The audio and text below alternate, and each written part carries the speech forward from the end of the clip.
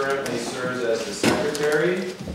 Next to him is Peter Zaris, the current president of OCL, who's been involved for about 15 years, I believe he said. Yeah. George Matsoukas, also one of the founding members of Orthodox Christian Laity, former president, former executive director. He's executive director emeritus.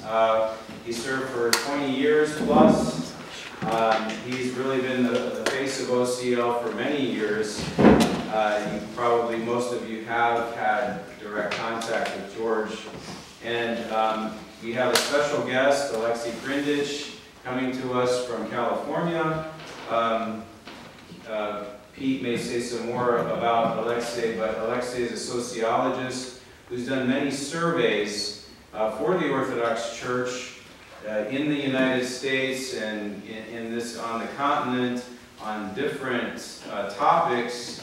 He's worked for the Athenagoras Center in California, for the Assembly of Bishops. He's just recently done a census. He worked on the U.S. Census of Religions for the Orthodox Church.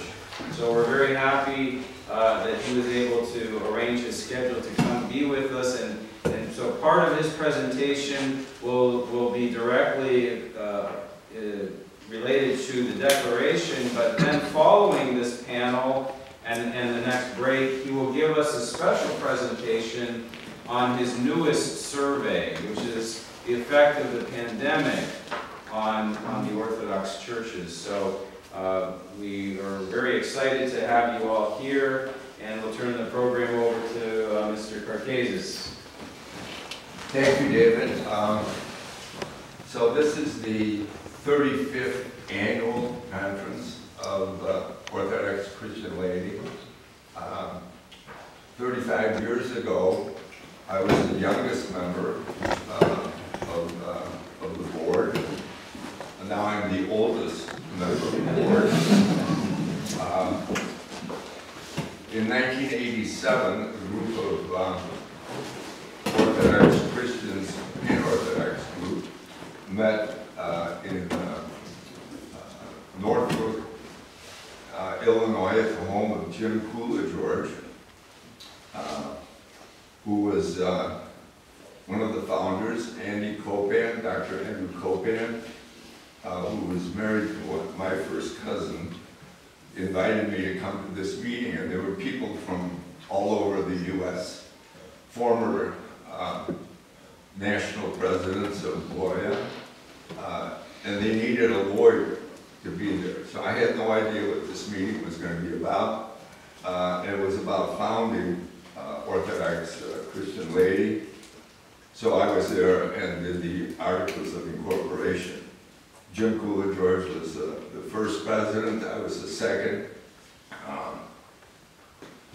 It's a 501c3 Illinois corporation, nonprofit, and here we are, 35 years later.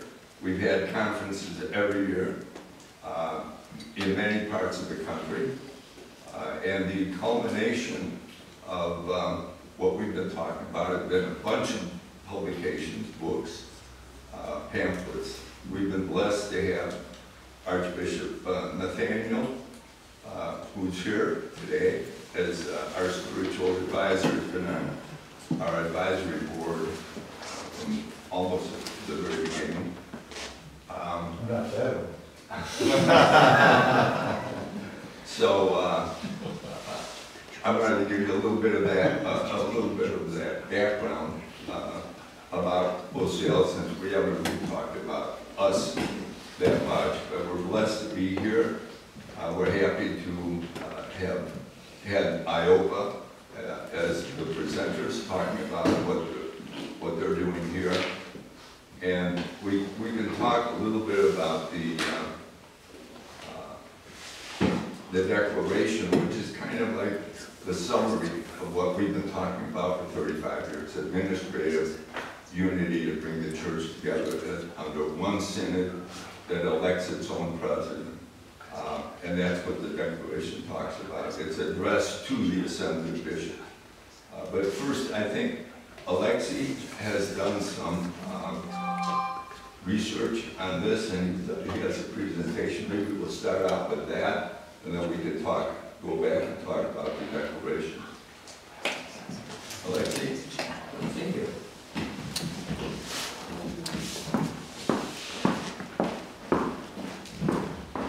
First of all, I'm very grateful for the possibility to be here.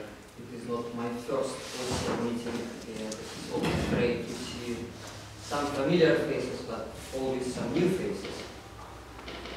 And whenever I'm at OCL, I feel certain inspiration that people have certain hopes and desires, and not just in theory, but they try to make these hopes and desires to make it in reality. My first presentation, it was very, very short.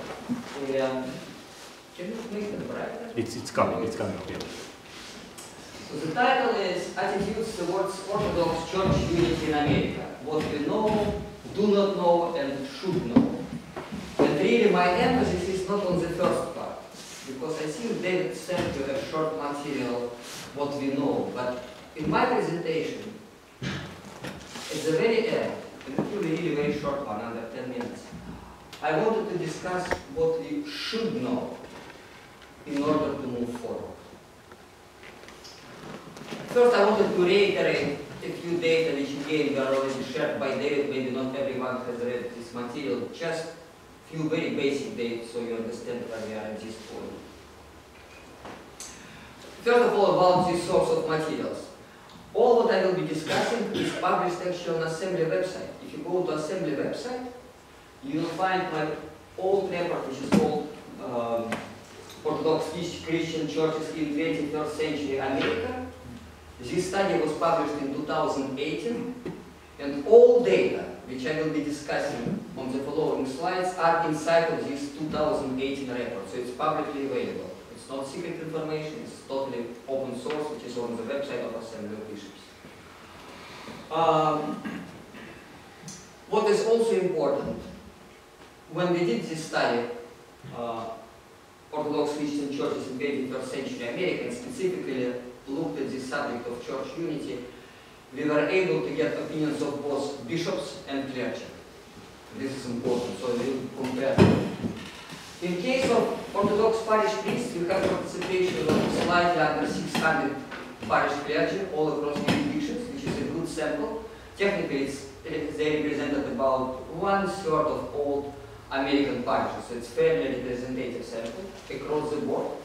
GOA, OCA, and Theophils were represented proportionally to their actual distribution, so it is accurate numbers. As concerned American Orthodox bishops, at that time I was working for Assembly of Bishops, and Committee for Canonical Regional Planning conducted a survey among American Orthodox bishops, and I believe everyone participated except maybe 1 or 2 bishops. So again, it's fully representative data. It's not just a small sample, it's almost like a census. First, about hierarchies. So, when we ask them questions, what is their vision for the future of Orthodox Church in the United States, about 40% of them say that basically they see the future of Orthodox Church in America as a fully independent autocephalous church. So 28% say, well, we can do this right away. 11% say, well, we know we probably have the first in the jurisdiction of ecumenical patriarchate, but only as an interim step. So bottom line was about 40% of American bishops, 40, less than half, envision future of church in this country as fully independent autocephalous. 19% of bishops say, well, you know what? We might have united church, but it should be under ecumenical patriarchate. And then 30% of bishops say absolutely no need for unified church. And then a few people, 12%, say, well, you know, I don't have particular opinion, I really don't know. Alright? So they're all across the board. So at this point, I don't really, just from their responses, I don't see that there is any mutual understanding anywhere among bishops, because as you see, they are all across the board, which is understandable. But, you know. What is interesting though, when you compare opinions of clergy and bishops, clergy are much more in favor of Orthodox Church unity in the United States than bishops. So in case of clergy, you have more than half, 52% of respondents who say that they see future of American Orthodox Church as united and fully independent out of the Orthodox Church. Again, not the vast majority, but slight majority, 52. And then, whereas 30% of bishops say that there is no need for Orthodox Church unity in America, only 18% of clergy did so. So, again, we don't have overwhelmingly support for Orthodox Church unity, but bottom line is very simple. When you go to rank and file local clergy, you have greater support for idea of Orthodox Church unity in America than among hierarchs. But this picture, this is for all clergy combined, all jurisdictions together. But when you go to individual jurisdictions, the picture is much more nuanced. Essentially, you have greater support for fully independent Orthodox Church among OCA priests and Antiochian priests. 85% of OCA clergy and about 3/4 of Antiochian clergy envision the future of this church in this country as fully independent Orthodox Church. Now, in case of Carpath-Russian clergy and Greek Orthodox clergy, they also see this church as being united, but plurality of them see this church united as being under ecumenical patriarchy, not Orthodox Church. They say, okay, we would have a united church, but under Constantinople. That's the vision of Greek Orthodox clergy and Carpath-Russian clergy.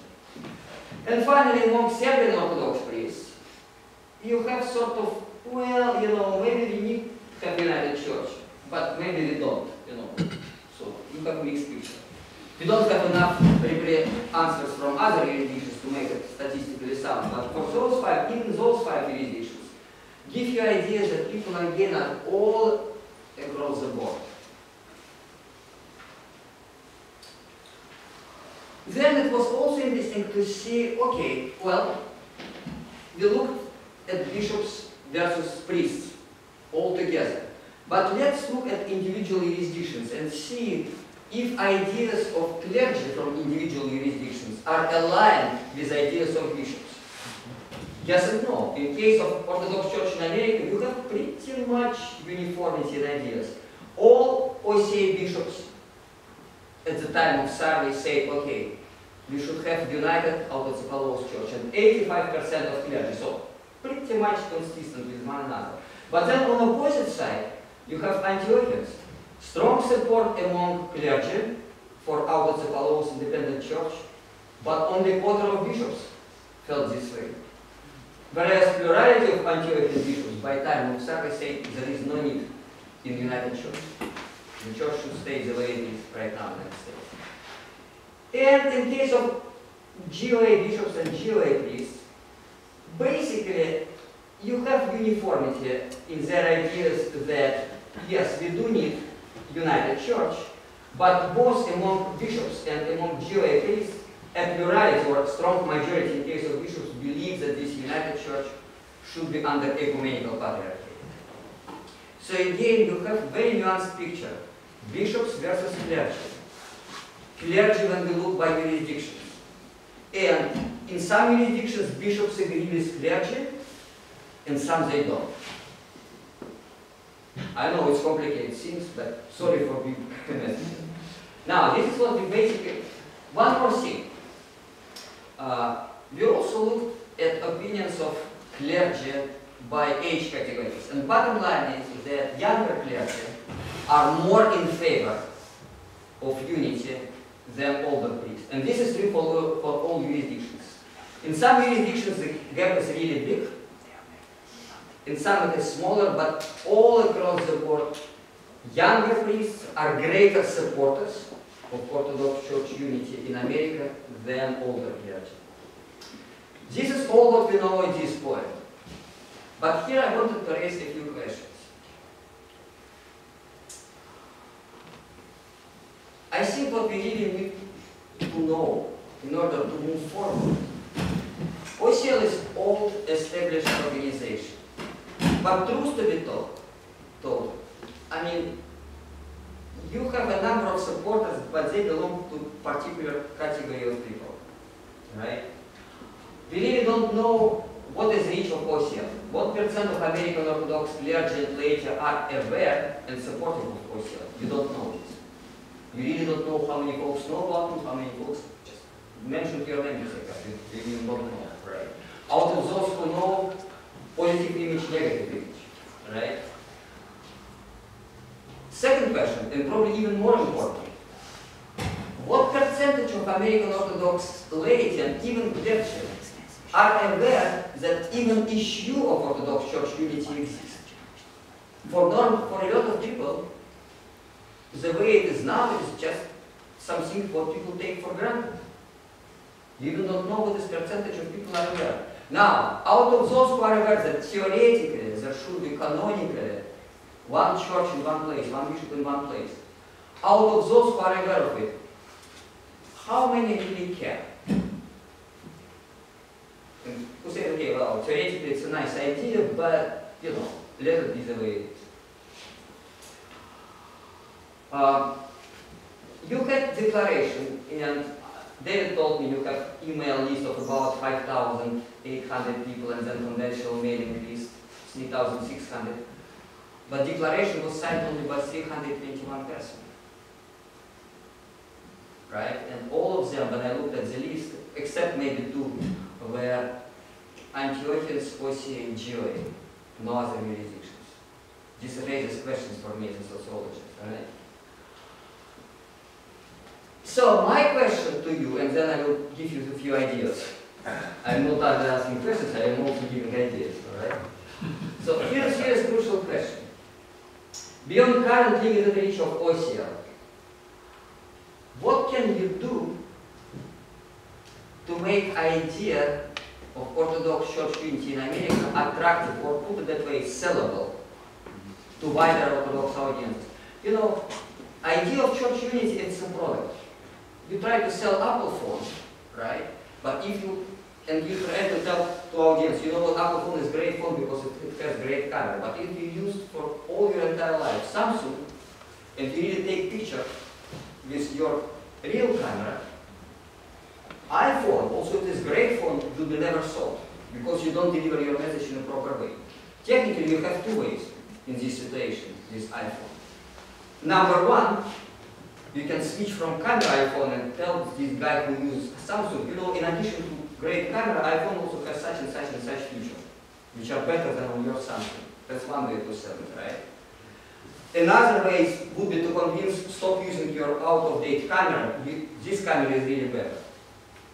But if you simply try to sell iPhone to someone who was using Samsung and never used camera on the phone, then it's called solicitation.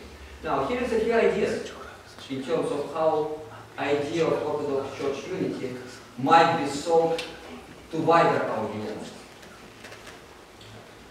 For example, you can emphasize to people in the pews and local clergy that in a unified church, local parish community may have greater independence, which is sort of in line with American tradition of congregationalism. So local parishes needs greater independence in local decision making. You can try to sell idea of greater role of laity in church administration and election of bishops. This is something which is showed up repeatedly in my surveys. So all those ideas, that it's something what I'm getting from people in interviews.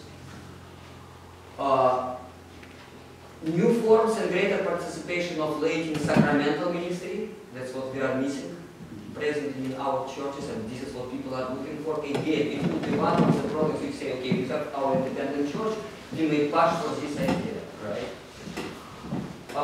Stronger emphasis in our churches on contemporary social and political issues which are facing the United States. That's again what I'm getting constantly from people in the views we are missing in our parishes. More connection and better ties between Orthodox parishes and lives of their local communities and neighborhoods. In many places, our churches are totally disconnected from the life of local community. Stronger focus of our church on external mission rather than on internal workings. So go out. Also, what could be emphasized, in many places, we have a bunch of nearby smaller dying out parishes with just a few kids in each parish. So idea could be attractive of merging those smaller and dying parishes into larger communities from different jurisdictions to give them new chance for a new life with more kids in any given parish. Also stronger emphasis on more inclusive and more racially diverse parishes. Our parishes are extremely wide, with a few exceptions. Yes, we have Black Moses movement, we have a few Hispanic parishes, but overwhelmingly, compared to average American Christian congregations, they are very wide. We didn't make any, effort to have more black folks, more Latinos, more Asians. This is another idea which could be sold, so to speak, to wider audiences. And finally, as you know, one of our greatest problems are issue of young people who leave the church. Now, if we would have united church, we can work across the board, so that people from different Orthodox jurisdictions could be in the same parish.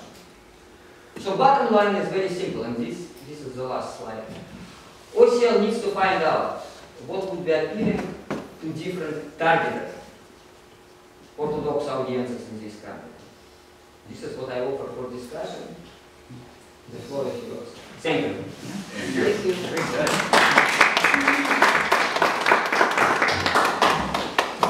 I wanted to note that I mentioned Jim Kugler's work because that was his home where OCL started, and his daughter, Patty Damish, happens to be here today, so I wanted to welcome her to this 35th annual meeting. I also wanted to comment that over the 35-year history of OCL, it's published many books, lots of occasional papers. It adopted a resolution for autocephaly on October 10th of 1998 and published it. On the front of that little brochure, there's a couple quotes. The first is, and I'm quoting, "It is truly a scandal for the unity of the church to maintain more than one bishop in any given city. It contravenes the sacred canons and Orthodox ecclesiology. It is a scandal that is exacerbated whenever philatalistic, ethnocentric motives play a part, a practice soundly condemned by the Orthodox Church in the last century, the 19th century." That was the late ecumenical patriarch Demetrius of Constantinople. Another quote, "We consider that a patriarchate of North America should exist only so that we can better serve our faithful." That was Patriarch Ignatius IV of Antioch. And finally, "I strongly believe that a united church in North America would, without any doubt, be strengthened in its ability to witness the gospel of Jesus Christ in North America." Metropolitan Theodosius of the OCA. So we have, and I thank Alexei, because it really, the data that he's presented today really highlights where we are. When you talk about the OCA and their overwhelming support for Orthodox unity, you're talking about a church that is already autocephalous. Their bishops are not appointed by a synod in Antioch or Constantinople or Moscow or Budapest or Bucharest. They elect their own bishops, and their bishops elect their own head. I don't think a lot of people in the pews understand the difference between autocephaly and autonomy. And I think the reason for that is because the bishops haven't given permission to the clergy to talk about this. This isn't a subject that the people in the pews are aware of because who are they going to learn about it from? Well, they go to the OCL website, but as you've indicated, it's a very limited reach, although we have a very active website. But anyway, let me get to the declaration. Really is a culmination of what OCL has been talking about for 35 years. From the very beginning, one of the goals of OCL was to advocate, educate for administrative unity, to bring the church in the United States into canonical order. Everybody understands that we are not in canonical order when you have multiple bishops in overlapping territories. And that's, Ligonier, Archbishop Nathaniel was there. He was one of the people that signed the two declarations, which are still very relevant. And that effort in Ligonier was really torpedoed by the patriarchs of the other jurisdictions who were afraid that the bishops were maybe moving too quickly.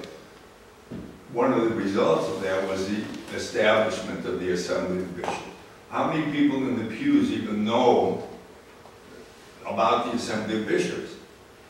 I mean, they've been in existence for 10 years. They were appointed by all of the patriarchs. They said, go and meet together and make the church canonical. But at the same time, look at the results that Alexei is talking about. So many of the clergy in the GOA, the bishops, and many of the other jurisdictions, they don't have permission to move forward with unity because they've all been appointed by synods that can remove them at any time. So the declaration, I think, I don't know how many, you all have copies of it, was a culmination really of the thinking and of the experience of OCL over a period of 35 years. It took 18 drafts, where 3 or 4 people initially involved in drafting it, making changes, distilling it, and coming up with it. In many ways, it mirrors the experience of the founding fathers of this country. They came up with a declaration and they had to make it happen. So this is a declaration, and it's addressed to the Assembly of Bishops. The Assembly of Bishops are the ones that have to make this reality, and that's what they've been told they should do. That was a charge that were given by the documents that you have received. So we have Peter Zeres, our president of our parish, of the OCL. George Batsuk is a former president, 20 years as our executive director, and Alexei, who was a late addition to the panel. We were blessed.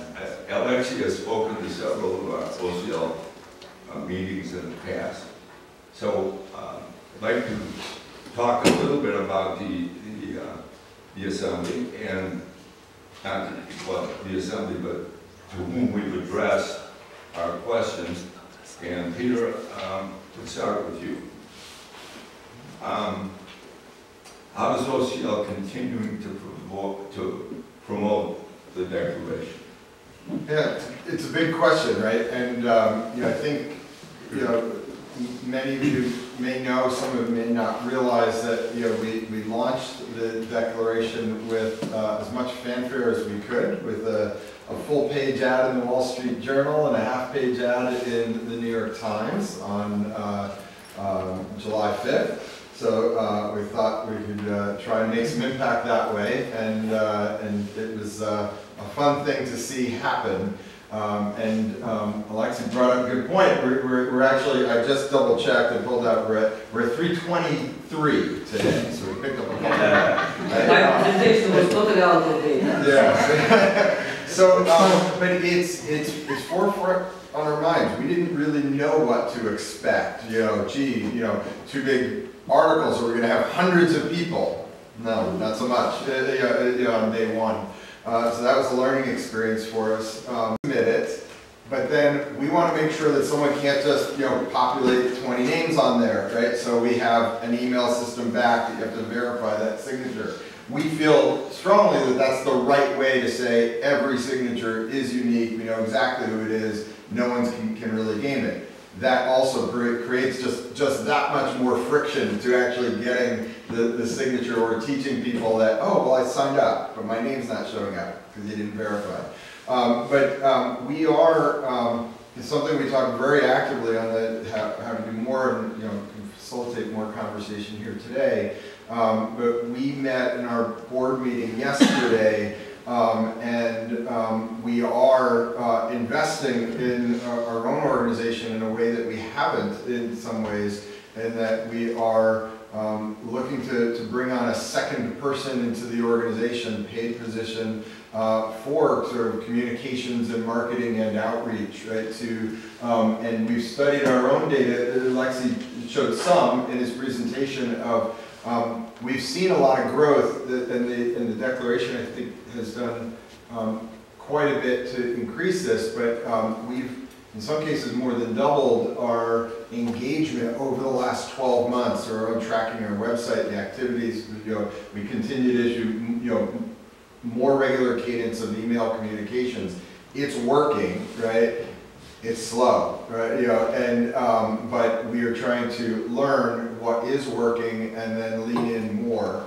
So we're looking for ways to extend into more communication channels more frequently, get the word out. But one way I'll take to promote through summer today, on the back, I'm sure many of you have already signed the declaration. I suspect in this room there's some of you that may not have yet. So I would like to give you an opportunity right now. You won't be rude. Pull out your phone, right? On the back of the declaration is a QR code. You take a picture of that. That'll take you directly to the declaration, right? You could also go just straight to our website, ocl.org, right? And fill out the form right now. Let's see, we'll look at the end of the hour. Let's see if we pick up a few of you. I'll refresh again. But the other things that we're looking to do is not only, if you have signed it, thank you. But then I'd ask, have your friends signed it, right? Have your family members signed it, right? Have your siblings signed it, your children, your parents, right? Other fellow parishioners, right?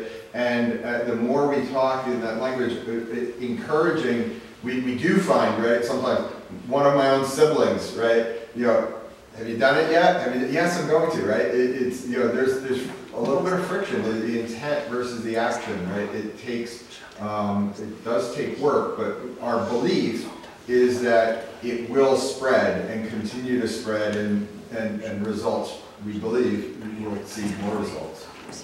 No, I don't think so. You were one of the members of the drafting committee of this, and like maybe you comment about it. And also, I mean, you've been involved with OCL almost from the beginning. You were the face of OCL, really, for 20 years as the executive director. You had more contacts with more people than most of us on the board. So why do you think that we're ready? Are we ready for unity? No, I think that we're more as an assembly of bishops. They have the assembly of bishops, and it looks like they're, doing something about unity. But I do think that we're more disunited in the assembly of bishops than we have ever been. I think that world affairs, the bishops from the beginning, when they started the assembly, they didn't know how to communicate with each other, and it was a time for them to meet each other, but they don't know how to, the rules they set up to make decisions were very convoluted. They had to have 100% agreement to move ahead on anything, and that was a very difficult way to organize the assembly. But since then, it's 12 years old. Today, I think that the assembly is more dysfunctional than the way it was set up. And I think that the world affairs, the war, The schism between Moscow and we're in a Constantinople. schismatic state that, in Orthodoxy that we never were before. The bishops don't cooperate. Some don't even attend the meetings.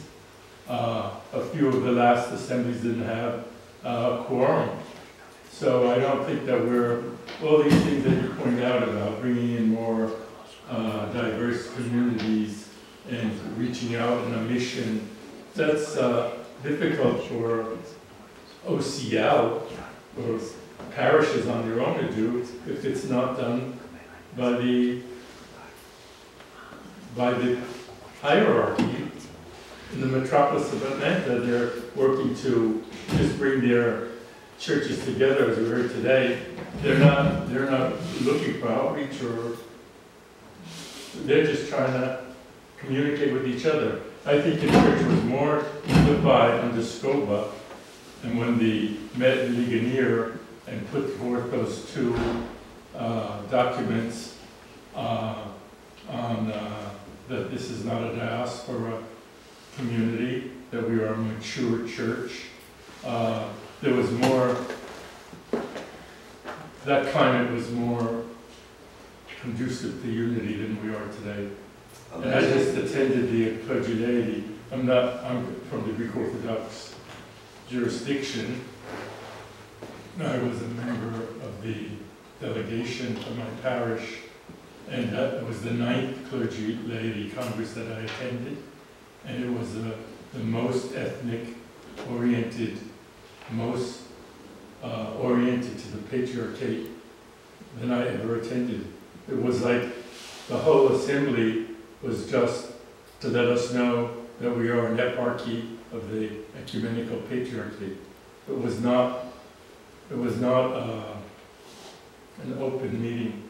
I was very discouraged. Alexei, you have some comments? Just a comment. First of all, I would not say that Assembly of Bishops is dysfunctional. In fact, from what I'm getting, I'm not working for Assembly for the past 2 years, but I'm still getting a lot of communication. Last meeting was fairly functional. But, truth to be told, the agenda of Orthodox Church unity is not on agenda of Assembly. And I don't envision it anytime soon. So organization is functional, but it's not what they envision. But that's your purpose. The purpose of the assembly was to come up with a plan to bring the church in this area on. So I'm just saying, yeah, okay, there is communications. But my point, I guess what I was trying to emphasize in my presentation was a very simple point. If OSIA would place a lot of focus on bishops and try to work with bishops, then, sorry, your efforts are hopeless. Period. You are wasting your time. Ladies and gentlemen. You were created originally as a grassroots organization. This is the purpose of OSIA, to work with people in the pews, via local parishes. And if you will focus on this type of work, not talking to hierarchs, I mean, you should communicate, you should ask for blessings, etc., etc. But your emphasis is really local parishes and people in the pews. Then it will be rewarding. That's my position. That's it. Right. Well, one of the aims of the declaration was to put it out there and then find out what resistance is there. Why are people not signing? What kind of objections do they have? The parallel that some of us who are familiar with American history is you have the Declaration of Independence in 1776, you had a war, the 13 colonies were not really on the same page on a lot of issues. Certainly slavery was a big one. In order to get the 13 colonies of 13 states to ratify the Constitution. There was a series of Federalist papers. You had John Jay, you had Madison, you had Hamilton. They all issued 52 supporting papers to support the ratification of the Constitution. So far, we produced 3. So we have 3 occasional papers, 3 papers addressed to the issues the people are raising. Some, I don't feel like putting my name on things. I think it's disrespectful to petition bishops. They might not like it. Anyway, the 3 papers they're published, they're on our website. There will probably be more.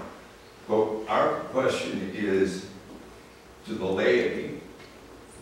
First of all, they have to know about these issues. And one of the obstacles to knowing about it, I mean, we're a group, we've been around for 35 years, we've published widely, we have a website, a lot of people look at it. But if they don't hear from the clergy that this is an issue, and if the clergy are afraid of talking about it because they have to get permission from their bishops, and if their bishops are afraid of talking about it because they may be removed by the synods that appointed them. In the GOA, in the Greek Archdiocese, we just had a big, issue about a new charter that would talk about all of the metropolitans were going to be made auxiliary bishops. They banned it. I mean, so you have these obstacles to building the kind of groundswell, the lay support, the parishes coming together, have a parish council meeting and talk about the declaration. How's that going to happen if the priest doesn't authorize it? And if he's afraid of authorizing it because as a bishop is afraid that a synod in Bucharest or in Constantinople is going to remove the bishop or send him to Mokisos or some other place. So these are the kind of, and we'd like to hear from some of you who may not have signed or who have asked a friend to sign it and said, no, I don't want to sign it. Why not? Are there any questions from anybody in the audience? Father? I noticed you had signed it. I looked at the list and I saw you signed it and I looked you up. I called you. I left a message on your phone and you called me back and we talked about it. That was... All right. Right here. I wrote down a note. Here's my question. Okay. What do resistors have to lose? We have to focus on that. The next thing I wrote was the priests, they need the support and permission of their bishops. And I signed it because our bishop has authorized IOPA. Says, let's do this. Says, I'm your bishop here in Atlanta to all the jurisdictions. So I said, of course then. So I signed it. But it's a reality that they're not sure, and they don't want to cause friction or be censored or whatever. So what you're saying is a very real sort of situation. But I go back to, what do the resistors have to lose? And none of this work will happen without God, because it's too big for that. We can't do it. Nobody can do it. We just has to keep praying and not give up and just do our part and then pass it on to the next generation. Let them do our part, their part. So, Father, what would you say, well, how do you answer your question? How would I answer my question? With a question. We can. It's Socratic. My question would be, my question is just, what can we do? And we can pray, and we can work that God has entrusted to us, and we just do it and leave the results to Him. And Father, I think I have found some cases where the reciprocal is also true, right? People are timid about what do we have to gain. There's many people, I hate to say it, there's a certain apathy, right, to saying, oh, what's my one signature going to do, right? You know, or something. You know, is my voice going to be heard? Is it going to mean anything? Is it even possible? Right, you know, to do this, right? So I signed it, and I got a call from a former president. Yeah, no, that's awesome, right? Yeah, exactly. So, but that's part of what, you know, what we've tried to get the word out is that say, you know, yeah, if you're not willing to sign and not willing to talk to others, that's a resistance in itself. I think what you stated at the very beginning is the most obvious, and it causes everyone to be silent. We're in an uncanonical situation. What can we do? Father, this is my opinion on that. You know, I got into this organization and I was oblivious to what the national picture, the big picture was. Because my parents were going well, I was teaching Sunday school, life was good. And then I started realizing, okay, we are uncanonical. By definition, that means we are not complying with God's will. Would you agree? Okay. So here's our hierarchy, especially in the GOA, who are saying, you know, we know this is wrong, but we're not going to change it. We're not going to take any initiative to change. And so, you know, I want to be in awe of these hierarchies. I want to be. Pretty hard when I know that they intentionally are doing the wrong thing or not supporting the right thing. And, you know, we ask for God's blessings. We want our church to grow. We have the true church, but we don't follow His rules. So my question is I'm guessing God's a little pissed off. And He's saying, well, you know, you guys know what's right, you're not doing it, so go do it on your own, see how that works. Well, that's exactly, I just finished working on the book by Stephen Young. I did read God is a Man of War, great book, and then he wrote The Religion of the Apostles, explaining how Orthodoxy got where it is. And he said exactly that. He says, when the Israelites misbehaved, God removed their blessing and said, okay, do it your own way. And of course, they get pummeled and they come back and say, what can we do? What can we do? So I think Alexei gave us a great motivation. He said about how we can address issues in America with a united voice, that we can be the church, that we can show what hope and unity is right now, because Jonathan Peugeot, he gave a great little talk about the gargoyles on the church.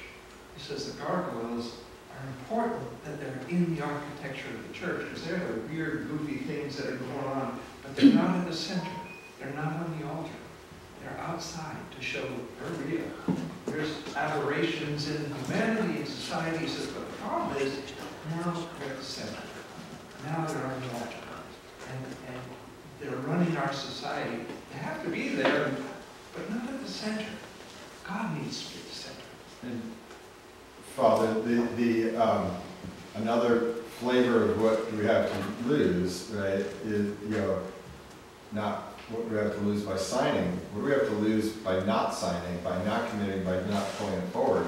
I'd ultimately look at everything, right? One way or another, I firmly believe in my heart, this is either going to happen in a positive way, or it's going to happen decades from now in a negative way when there's nothing left, right? And we're left with 5 or 6 shells of churches in Atlanta instead of 15 vibrant, communities in Atlanta, and those shells that are left can't even keep that together, and they'll say, well, we have nothing left, we're going to close the 5, we can just come together in 1. right? If we don't pull this together now, right, and pool our resources and come together and organize and act as one and administer as one, we're either going to do it in a positive growth mode, right? You know, someone talked about business mergers and stuff like that. We're either going to do it in a positive growth mode or we're going to do it in a retrench mode. And it's criminal to me to think that we're going to do it decades from now when there's very little left. What we don't hear is the sound of people walking away. Except Alexi hears it. Yeah. Well, we see it in this, we see it in the statistics though. Yeah. Almost all of the jurisdictions are losing people. Most of them are not growing.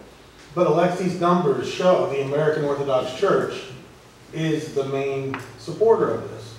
The OCA. The OCA. So perhaps we should gravitate over to that. I'm saying think a different way. Amen. Because that's where numbers go. And that's what you said about the revolution. Most people don't know, most of the colonists did not support revolution against Britain. That's right. It was a minority of people. It's always a small group that makes the big changes, good and bad. The Bolsheviks were a small group, but they were able to infiltrate and change the whole country of Russia. It's the same thing with the colonists or the founding fathers. They were not the majority. It's always a small group of people. But his statistics tell everything. But if we were in canonical order and we're a small group, we could transform the whole country. We could be the mega church in America. This little But group, you saw the Orthodoxy. GOA. The GOA is in the net is so small that we're a part of. We're a minority of Canonical minority. order, we could do things that. I would do less on the abundant range, if I were economical. I believe That's just my opinion. Do you have a, yeah. Maybe more of an insight. I'm working on a dissertation on ecclesiology, so just church structure. And I think one of the particular problems in the United States is jurisdictional skepticism amongst hierarchies and amongst clergy. And many of the clergy I work with, and I work at a church and work under clergy, I know for a fact, the pejoratives leveled at other jurisdictions. All the Greeks want to control everything. The Russians are conspiracy theorists. Things of that nature. And I think that problem in the United States is particularly heightened because the United States we have the concept, it's a blessing and a curse of individualism. So you saw, and we'll probably get into this when we talk about post-pandemic life, but even within our own parish, we had people, so we had certain procedures to mitigate the spread of the coronavirus. And there were other churches in the area that didn't have those procedures. So people would say in our own parish, all right, well, you guys are no longer, sticking to the fullness of orthodoxy, so we're going to go to such and such parish. And the problem is we're all skeptical, but we have so many choices. We have this great buffet of different churches. And if we don't like this priest, and in a very American way, we can say, oh, well, I don't care because I'm an individual. I can get what I want, so I'm going to go to the other church 15 minutes away. And I think that's a big barrier to sort of our unity, is that we don't really conceive of ourselves as one through the Eucharist and through worship. But on a practical level, we sometimes will just seek what perhaps benefits us or what priest we like and so on and so forth. And I think that's one of the biggest challenges to overcoming sort of the barrier. So I don't know. I mean, I like the tie-in with the Constitution, but at the same time, our very American ideal sometimes is like, well, I'm an individual, it's my choice, I have the sort of autonomy to go where I want to go. And sometimes that reflects itself in our ecclesial belongingness. I'm sorry, can I make a request, and I don't know if you find it as a good idea or not, but obviously I'm thinking about two questions. What can we do right now to move this forward? And the second is what can we do in a better way, the best way. And in my mind, I think personally, I have a need at this point to express that I need to be if somebody can take 5 minutes to educate me and how this is going to look if it will be implemented right now. If just not right now, the grace of God could be implemented. I would like to know, be explained like with the third grader, so I can pass it along to others. That teachable moment, if you could, somebody takes a few minutes and do that. I think that would be extremely useful for me and for others to explain, because I feel like you know what this is, but I don't exactly. I'm making assumptions and I don't like to do that. So the clear picture, I think, is going to be useful to take it back and we use it in our parishes so we can explain that. Let's explain it as for someone who has no idea about the administrative ways, because I think people in the pew, you said that, right? They don't know how this works and what's the ideal situation, which probably is going to be sellable if we are going to make it as easy as possible to be understood. I think there's two approaches, right? Alexei says that if you're going to concentrate on the bishops, you're wasting your time, because they're not together. They obviously, there's a big difference between them. Our declaration is addressed to them, because on that level, we're saying this has to happen. It cannot happen without the bishops. That's their job. That's the charge they were given by the documents at Chambassi that established them. So the declaration is respectful. It's addressed to them, and it seeks their support. On the other hand, Alexis said, well, you really need the laity to do it. You know, there's a saying in Greek, you know, my dad used to tell my older brother to do something, and he would try to get me to do it. So the affendicot lesto skilotum, your skilos dinoratum. The master tells his dog, and the dog tells its tail. So for 35 years, I've been hearing, you know, the hierarch saying, well, we don't know that the people want this. You know, prove to us that the people will support it. And on the other hand, you have a laity who are saying, but we don't know about it because you haven't authorized your priest to give a sermon. When's the last time anybody... Let me go back. I would like to know how this is going to look like. What the future state of if we had autocephaly in the United States, what does that mean? Yeah. Starting with implementation, because what do you do with all these bishops? Right. If we all First I have a vision. I don't know what I Who is the person that makes the final What's decision? the picture? What's the picture look like? We're going to have a patriarch here, we're going to have bishops. I've heard bishops at the city. Do we mean in Newark or do we mean Atlanta? Let me just interrupt for 1 second. So Archbishop Nathaniel, who's been on our advisory board, maybe 20 years ago, at maybe, what was it, our 25th annual meeting, our conference, gave a talk, and it was entitled, The First Anniversary of the United Orthodox Church. It's on our website. It's on our website. Right? Everything's on our website. So, you know, His Eminence took the time to explain what is this going to look like. Let's assume that the Assembly of Bishops, a year ago today, had come together, had elected, and said, we're no longer an assembly, we're a synod. We're all together, we're going to elect our own head, and we're going to petition our mother churches to grant us autocephaly, which is pretty much what the Declaration calls for them to do.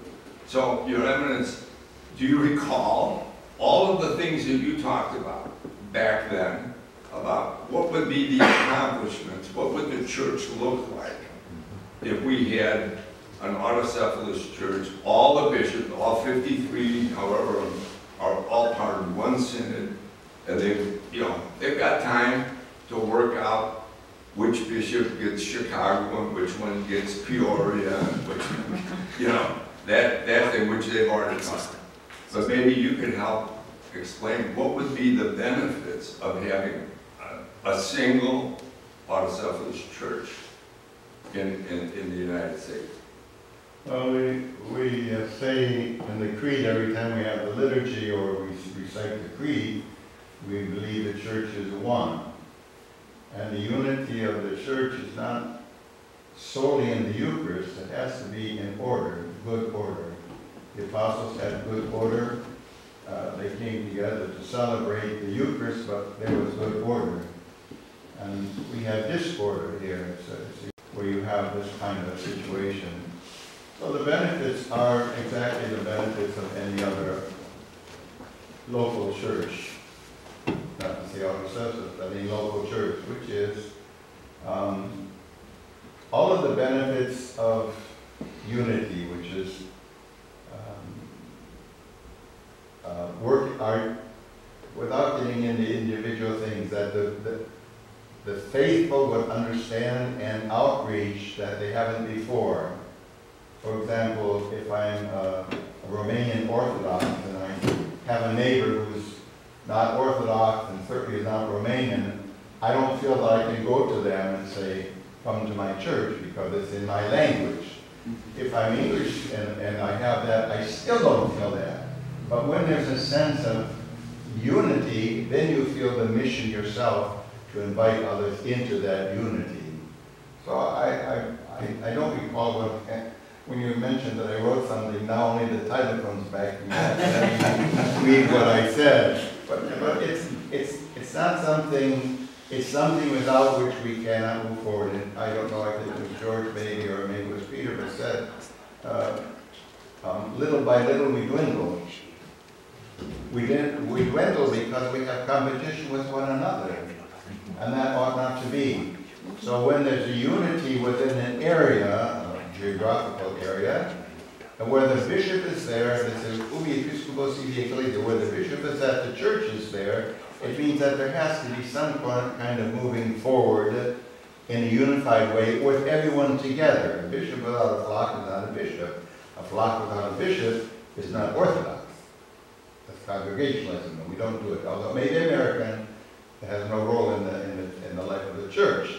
The church is one. If you look at European churches or other than the Middle East and so forth, in general, there's a unity of the faithful with the bishop as a sense of unity. Not him, but the fact that he continues what the mission of the church is, which is the whole reason for this unity is salvation of souls. That's the whole thing. It's not to have a bigger structure, it's not to be more successful, it's to have unity, it's to be the place in which people work out their salvation, which is the church. So the benefits are such that we're living without them. I can say that. We're living without them. But we're dwindling. Well, the dwindling is for many factors, yes. So, yes, we have to be careful too about looking at one another. There's a certain amount of attachments that cannot be broken just by saying it's better. In other words, I have people in my parishes who say, if it's not Romanian language, I'm not going there. Because they're attached to what they left. Our mission is not to the past. Our mission is to the present and the future. And that means, as I think Father Roman Braga said very clearly, God brought all of the Orthodox in different places into North America. Canada is a separate entity. Into North America, US and Canada, Mexico. And from those parishes coming, the seed is planted. It may not develop immediately, but it's there. With converts to the church, convert clergy, convert faithful, convert bishops. So, yes, it's essential because without canonical unity, the Eucharist is not whole. I don't say it's not the body and blood of Christ, I just say the Eucharist as a celebration is not whole. So some other, I think about my own kids, the answers to your questions, right? My wife, who was not Orthodox originally, became Orthodox, right? These things are very personal, right? And I think that I would encourage you to make it that personal with your friends to them, right? Because some of us are very focused on the canonical elements, right? And that it needs to be. Some others that do not understand or focus or even to some degree care, or just to be blunt, right? That may not what sparks them. But I think about my kids who at the moment wouldn't necessarily focus on that, but think of them growing up through school and through high school and now college and past college. They don't even know how to explain their faith to their friends.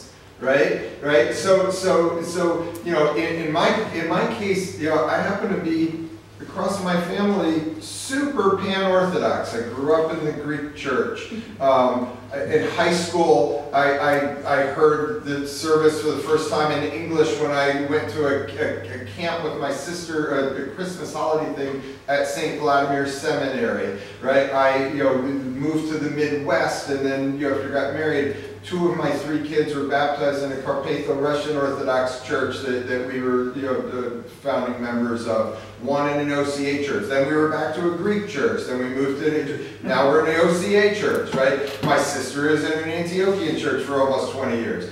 I'm amongst the most pan-Orthodox families that I know, and it's wonderful, right? But it also has nothing to do with my faith or something like that. Because I have that history, I can explain certain things. But it's challenging when we have multiple jurisdictions, right? How many of us have answered the question when I say I'm Orthodox? It's the right thing to do, you're going to run it on, but there's things at stake here, and there's people here that are trying to promote this. It may just happen to us by violence, by force.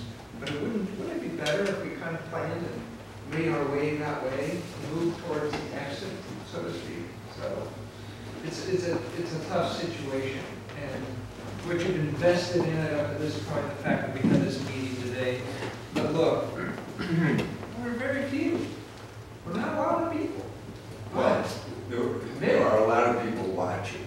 That's good. In the early years of OCL, this room would have been not big enough. We would have had 200 people. It depends on the host parish, where you are. But with the website, with email, with other technology, this meeting will be seen by thousands of people. Whoever comes on our website, whoever, I don't know if Ancient Faith is picking this up, I'm not sure what we have dated. But the fact of the matter is that this meeting doesn't depend on just the people in this room. And think of the magic of compound interest, right? You think about, right? The 20 of us, and who else can we reach, and who can they reach, right? But this has to be carried forward, and it needs action. But I remember when one of my parishes took the name Romanian off, and I said, well, why don't you just take Orthodox off too, and then take off the Holy Cross. People know it's a church.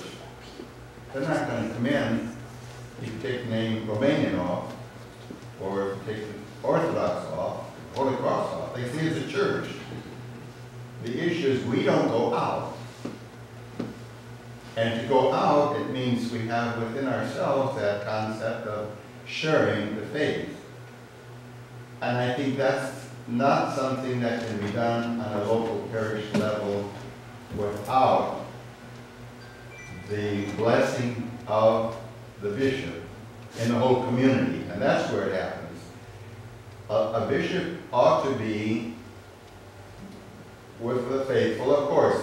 The bishop ought to be the leaven that stirs up and says, go out, I give you a blessing to go out.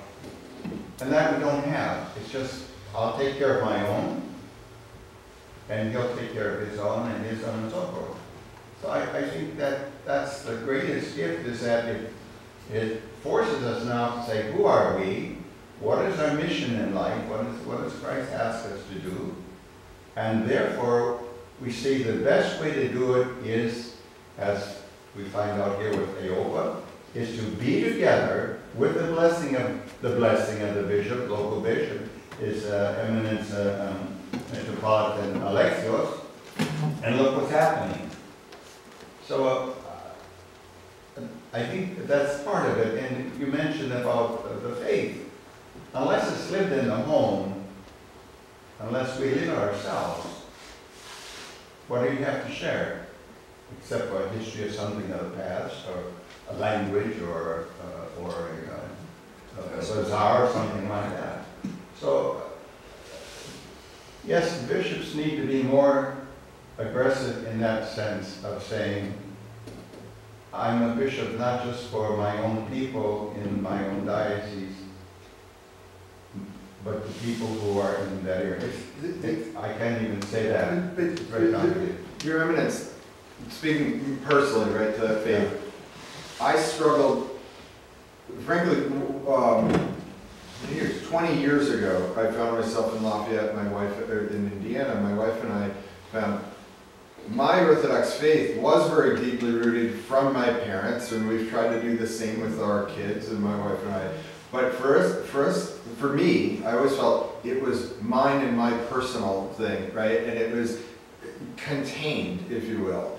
I started observing friends, right? And I used to think, oh, I'm Orthodox and I'm right and others are wrong, or other faiths or this or that, right? It's a very simplistic thing, but it was like, oh, we're the church, right? And then I started observing friends that spoke about their Christianity from other predominantly Protestant disciplines.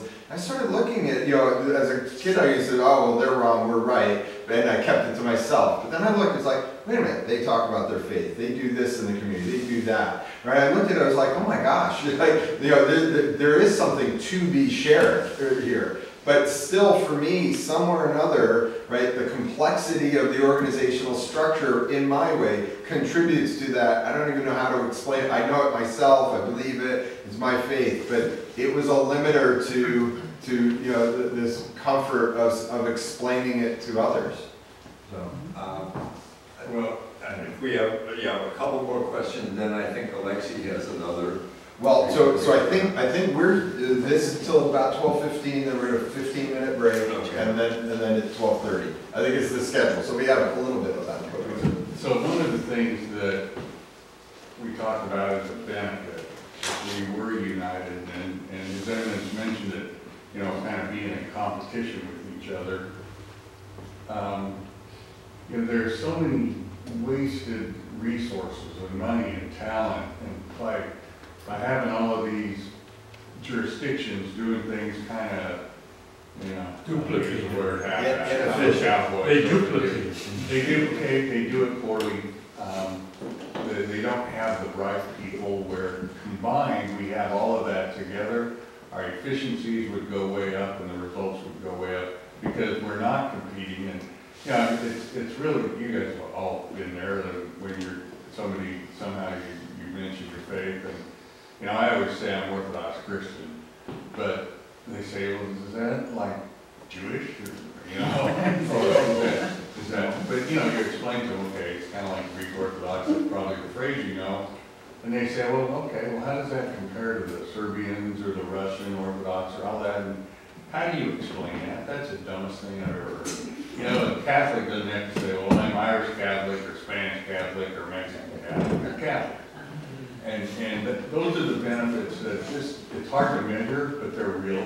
And I just can't believe how much better we would operate under a local American church that had a united outreach and evangelism and Sunday school program and all of these things that are so important. They were united. You could take the best people from every jurisdiction to let them build the programs with the combined budgets, and you say it'd be unbelievable how efficient that would be, and effective, in my opinion. And I thought one of the comments yesterday at the cathedral, when we said, well, what would change in your parish if you had administrative unity? Let's assume that the bishops declared that they were a synod and they elected their own head, and all of the mother churches said, we acknowledge your autocephaly. What would change? And Father said nothing would change. Everything would still perish. Programs would continue. The youth program, maybe there would be, IOPA would be, stronger, you'd have more cooperation, and you'd have it in Chicago, and in Detroit, and in Los Angeles, and other places. But in terms of would a parish that was primarily Romanian immigrants, would they have to go to an English liturgy? No. That would evolve, you know, organically, I should say. But eventually, we all become American. I mean, we may resist the idea of assimilation, but that's the history of the country. With intermarriage, and if we want to maintain the church as an Orthodox church, it will eventually be an American institution. It already is in many respects, but the division, the jurisdictional disunity that we have keeps us from growing. I think they had a question in the back. Right here. Oh, okay. Yeah. Oh. I'm not asking a question. I'm saying to everyone that I was inspired a couple of weeks ago when my husband heard from you. That meant a lot to us because we get depressed about what has happened. We were so inspired years ago. We had so many wonderful speakers. And we thought, my gosh, 35 years, and here we are. How many more years do I have? And when we got your call, a priest calling, wanting to hear from us, we were impressed. And we realized the laity really has to go out because we're not getting it from our bishops. I feel I haven't been educated. I don't see the lectures. I go to people, they don't know the difference between being autonomous or autocephalous. The first thing. And we need to learn this from the bishops. How can we learn it from the bishops? We, as the laity, have to go out and get people to understand this. And this, if we each got 5 signatures, we'd have over 100. We have to support our priests because maybe we can get our priests then together, 100 of them, to sign the declaration and say, listen, we want this. And they'll go to our bishops. They need our support. And without that, so where do we go? We have a job to do also. And we have a small group, but if we each went out. And who can I thank? We're at 324. I don't know if it's right here, so. That's you. That's me. Thank you.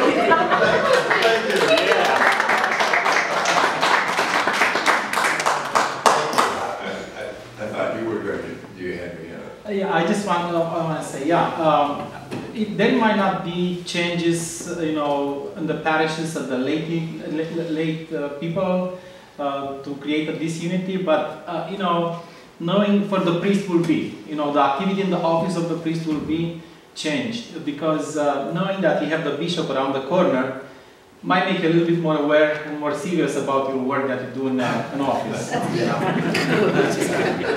I'm telling you from the priest perspective. Right. Well, the OCA, you can see the statistics. I mean, they're 100% in favor of administrative unity. We have if there are no more questions, It's certainly a break early. Yeah. we can segue. Are we going to break before we I give? think there's a break.